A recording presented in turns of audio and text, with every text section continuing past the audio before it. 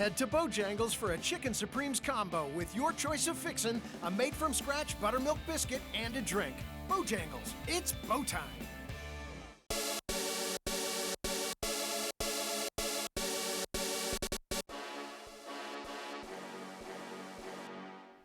Welcome back to the Sports Spot. I'm your host this week, Eric Shellhouse. Let's give you a rundown of what's been happening in the world of sports. After months of anticipation, Jake Paul and Tommy Fury finally met in Saudi Arabia last Sunday for their pay-per-view exclusive boxing match. Paul finally had the opportunity to silence the critical comments from fans that he'd never fought a real boxer, and in a sense did so by forcing the fight to go the distance. Fury came out of the gate aggressive and established the tone early, securing early round victories. The pace began to slow down in the middle rounds, and entering the 8th and final round, it became clear Paul would have to land a significant hit to give himself a chance to win. He did deliver a strong left hand, forcing Fury to stumble to the floor, but he was able to get up and close out the final round. The final round was ruled in favor of Paul 10-8, but judges favored Fury for the ultimate victory. With just about a month and a half left to the NBA playoffs, let's take a look at the NBA standings. In the East, the Bucks and the Celtics continue to battle for the top spot, distancing themselves from the 76ers and the rest of the pack. The 10 best records from each conference will make the playoffs, with the top 6 receiving byes while the bottom 4 battle in a play-in tournament. The play-in tournament would currently consist of the Heat, Hawks, Raptors, and Wizards. Over in the Western Conference, the Denver Nuggets hold a commanding 5-game lead over the Memphis Grizzlies. The rest of the field have just 8 games separating the 9 teams, with the Pelicans claiming the final spot if the season ended today. MLB spring training is finally underway, and players are struggling to adapt to new rules. In place for the first time at the major league level, the pitch clock is aimed at improving the pace of play. The idea has been tested and implemented at minor league levels before, but fans and players are voicing their frustrations over the new rules.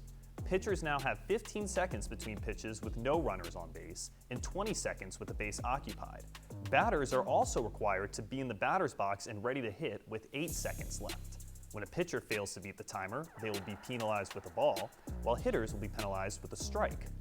When a Red Sox-Braves game ended in a tie because of a batter's violation resulting in a strikeout, ESPN's Jeff Passons commented on Twitter simply, quote, "This is the new reality." New rules also include bigger bases for safety and restrictions on shifts, requiring that at least 2 infielders be on each side of the infield. The shift aims to increase batting average and overall offense while lowering strikeouts. In NASCAR, Kyle Busch won the Pala Casino 400 at the Auto Club Speedway in Fontana, California last Sunday. Although Busch ultimately took home the victory, Ross Chastain led for 91 of the race's 200 laps. Along with teammates Chase Elliott and Daniel Suarez, the four secured the top 4 spots in the race for Chevrolet cars. The early season victory pushed Busch up to second in the Cup Series standings, just behind Ricky Stenhouse Jr. Ultimately, the top 16 racers will advance to the postseason, but a long road lays ahead before the playoffs in September.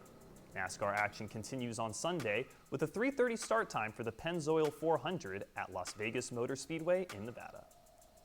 Former UVA basketball coach Terry Holland died last Sunday at the age of 80. Holland coached the Cavaliers from 1974 to 1990, and during his time amassed 326 victories, 3 ACC regular season championships, 1 ACC tournament championship, 9 NCAA tournament appearances, and 2 Final Four bids. He won back-to-back AC Coach of the Year honors in 1981 and 1982, and in 2003 he was inducted into the Virginia Sports Hall of Fame.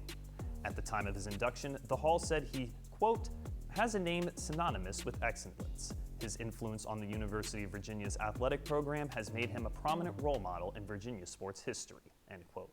That's all we have for this week. Tune back in next time when Colby Reese brings you all the news from the world of sports.